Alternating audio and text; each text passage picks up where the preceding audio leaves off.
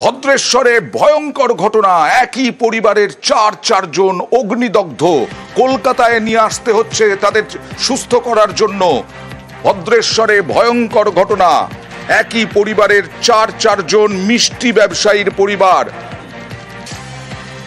চন্দননগর হাসপাতালে ভর্তি করা হয় তাদের, পরে চারজনকেই কলকাতায় স্থানান্তর। স্থানীয়রা প্রথমে ভর্তি করেন এই চারজনকে। স্ত্রী, দুই মেয়ে সহ অগ্নিদগ্ধ মিষ্টি ব্যবসায়ী। কিভাবে হলো স্ত্রী ও দুই মেয়ে সহ অগ্নিদগ্ধ মিষ্টি ব্যবসায়ী?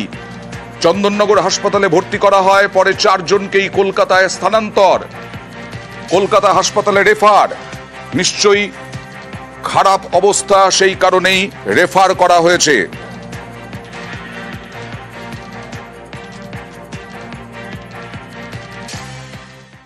ওই দুপুর 3টে নাগাদ হঠাৎ একটু বাড়িতে চেঁচামেচি হয়, কি কারণে লেগেছে বলতে পারবো না, মনে হয় শর্ট সার্কিট থেকে হয়েছে সম্ভবত। তো আমরা এসে আগুন নেভানোর ব্যবস্থা করি, তারপর সব হসপিটালে অ্যাডমিট করা হয়। কখন দেখলেন, কি দেখলেন, কি অবস্থা দেখলেন? তখন আমরা যখন এসেছি তখন মোটামুটি অলরেডি 4জন একটু ইনজিওর্ড, অলরেডি পুড়ে গেছেন। কথা বলবো প্রতিনিধি সোমনাথের সঙ্গে। সোমনাথ, এই ভয়ঙ্কর ঘটনাটা ঘটলো কিভাবে? বাড়িতেই কি ঘটলো? হ্যাঁ দেখো, বাড়িতেই পরিবারে তার ওনার স্ত্রী ব্যবসায়ী, তারা ওনার স্ত্রী এবং দুই মেয়েকে নিয়েই বাড়িতে ছিলেন। হঠাৎ করে পারিবারিক পাশাপাশি যারা প্রতিবেশী রয়েছে তারা হঠাৎ করে আওয়াজে চিল্লামিল্লির শব্দ শোনে এবং চিল্লামিল্লির শব্দ শুনে তারা সেই ব্যবসায়ী পরিবারের বাড়িতে যায় এবং দেখে চারজনই অগ্ন অবস্থায় তারা ঘরের মধ্যে রয়েছে। তাদেরকে কোনো রকম তাদেরকে বের করে নিয়ে আসে এবং ঘটনা স্থানীয় চন্দননগর হাসপাতাল নিয়ে যায়। ওখান থেকে তাদের অবনতি হওয়াতে কি অবস্থা, চারজনের শারীরিক পরিস্থিতি কি? এখন 60% তাদের শারীরিক অবনতি খারাপ হওয়াতে ওখান থেকে কলকাতায় রেফার করেছে। এখন কলকাতায় এখনো পর্যন্ত জানা যাচ্ছে আত্মহত্যার চেষ্টা না দুর্ঘটনা, কিছু জানা যাচ্ছে? দেখো জানার চেষ্টা করছে এবং পুলিশ তদন্তে নেমেছে যে কি কারণে, এটা গ্যাস থেকে আগুন লেগেছে না শর্ট সার্কিট থেকে আগুন লেগেছে না আত্মহত্যার চেষ্টা করেছে এই চারজনই, সেটাই এখন তদন্ত করছে পুলিশ। অবশ্যই আমরা এই খবরে নজর রাখবো, কারণ ভয়ঙ্কর ঘটনা ভদ্রেশ্বরে। কিভাবে আগুন সব লেগেছে, চারজনই আগুনে পুড়েছে।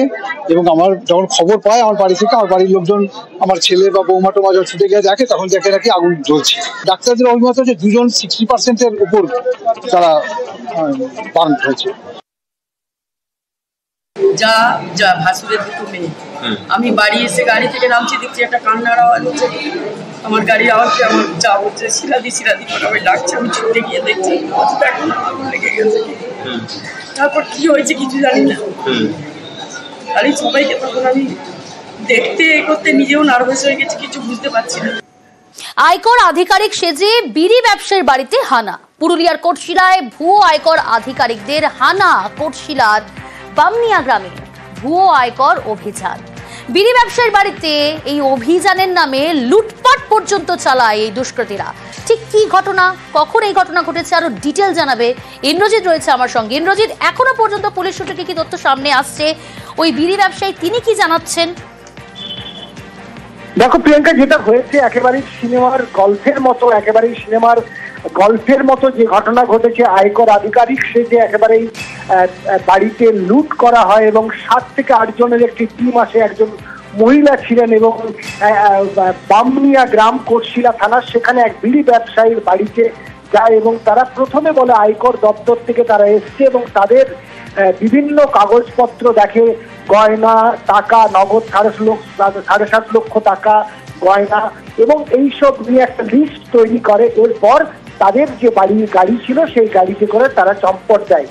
প্রথমে তারা বুঝতে না পারলেও পরে ব্যাপারটা বুঝতে পারে। এরপরেই থানাতে তারা অভিযোগ জানায়। ইতিমধ্যেই কোটশিলা থানার পুলিশ তদন্ত শুরু করেছে। যেটা প্রাথমিকভাবে জানা গেছে, ঝাড়খণ্ড থেকে এই টিম এসেছিল এবং তারা এই লুট করে, টাকা ও সোনার গয়না লুট করে বিড়ি ব্যবসায়ী কাছ থেকে একেবারেই চম্পট দেয় ঝাড়খণ্ডে, তদন্ত শুরু করেছে এবং যে সিসিটিভি ছিল সেই সিসিটিভিতে খারাপ থাকার কারণে সমস্যায় পড়তে হচ্ছে তদন্তকারীর অফিসারদের। তার কারণ বিড়ি ব্যবসায়ীর বাড়িতে যে সিসিটিভি ছিল তার হার্ড ডিস্ক নিয়ে গেছে, কিন্তু সিসিটিভিটি খারাপ ছিল, ফলে স্বাভাবিকভাবেই যে চালককে নিয়ে যাওয়া হয়েছিল জোর করে একেবারে আয়কর আধিকারিকরা যে সেজে এসেছিল তার সূত্র ধরে তদন্ত চালাচ্ছে পুলিশ।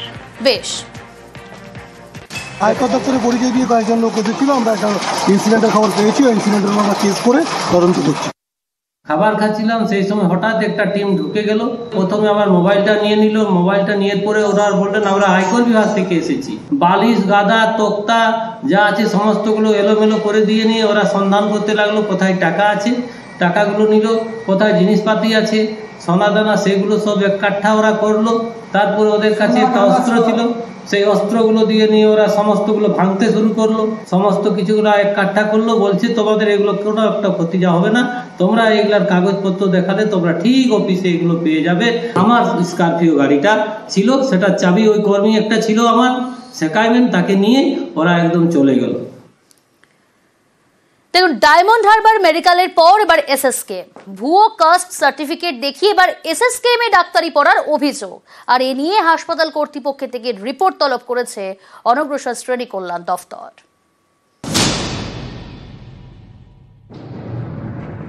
ভুয়ো কাস্ট সার্টিফিকেট, সেই সার্টিফিকেট দেখিয়ে ডাক্তারি পড়ছেন। সম্প্রতি এই অভিযোগ ওঠে ডায়মন্ড হারবার মেডিকেলে। এবার একই অভিযোগ উঠল এসএসকেএম এ, যা নিয়ে নতুন করে শোরগোল। জাল কাস্ট সার্টিফিকেট দেখিয়ে এসএসকেএম এ একজন ডাক্তারি পড়ছেন।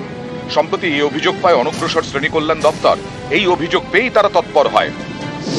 সংশ্লিষ্ট পড়ুয়ার কাস্ট সার্টিফিকেট আসল নাকি ভুয়ো জানতে চেয়ে এসএসকেএম হাসপাতাল কর্তৃপক্ষকে চিঠি দিয়েছে অনগ্রসর শ্রেণী কল্যাণ দপ্তর।